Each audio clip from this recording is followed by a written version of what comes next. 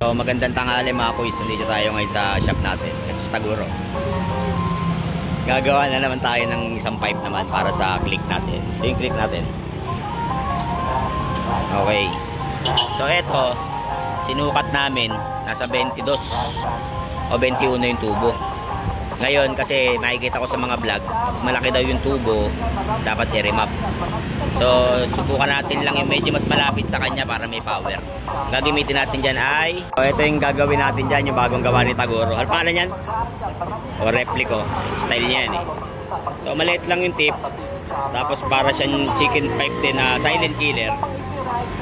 Kaya ilalagay natin dito. So may naka-ready na tayo dyan na tubo. So itong tubo yung gagamitin natin. Yan. Naka-ano na sa click to. Naka-disenyo na sa click. Yan. Ito binibenta pa rin namin 2.5, 2.3 pag pinick up. So gagawa tayo mamaya ng bagong canister. So ito yung mga canister natin. So yan. So mga nagtatanong, dito kami sa may Abangan Norte, Abangan Sur, sorry. At tapat nito yung bago na to. Tapos yun yung main post ng barangay.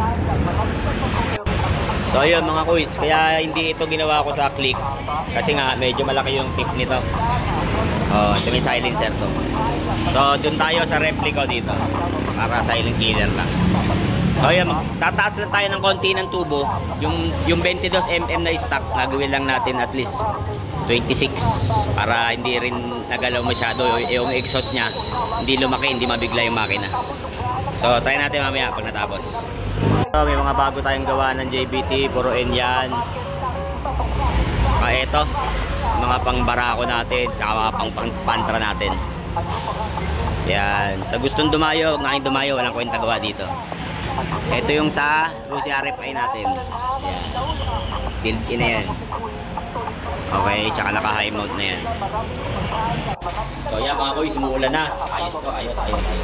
So ginagawa na ni Taguro yung ating pipe. So, yan, lagyan natin yung WFT HWK. May uso. Ganda yan, pre. Ano pangalan yan? FWH5K? Wawa. Ayan, dito natin yan susukat mamaya sa Honda Click 125. Bye-bye. So yan, patapos na ni parin Taguro natin. Parang hindi ka naman pareho. Oh yun, napagod na eh. So ito, yung kinalabasan. Okay. So maliit lang yung dulo niya. Yung tubo niya, konting-konti lang din ang pinago natin ng left stock. Para ano, hindi naman siya open. Konti lang din ang ano niya. So ito, pag hindi kulay itim, pero mamaya iitimin natin. Lagyan din natin ng heat guard. Ito siya pag may heat guard. Yan siya pag may heat guard. Ayan. So may mga mo, friend. Para makita na. Yan siya pag may heat guard. So stock din ang click para din na rin kayo kumastos. So yan. Yun lang, kiting tagumpay yun. Bawa sa'yo. So yan siya. Mamaya iitimin natin pag sandpack natin kasi hindi pa naman na full weld to eh. So yan, mamaya ulit. So yan, eto na yun.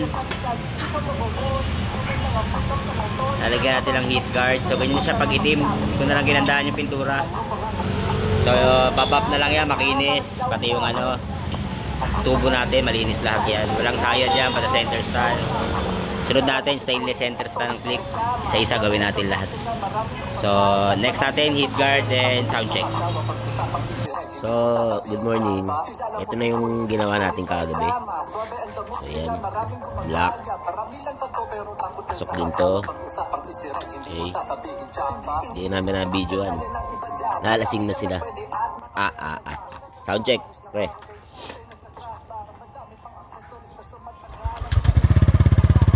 So yan siya pag naka-minor. Bagong bukas na yung motor eh. Taas pati eh.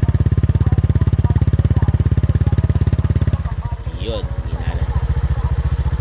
Tira pa rin.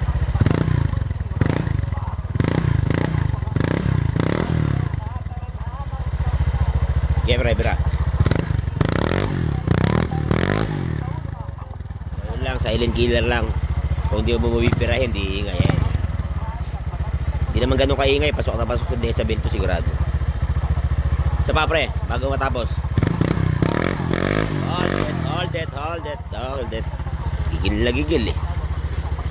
Bye-bye.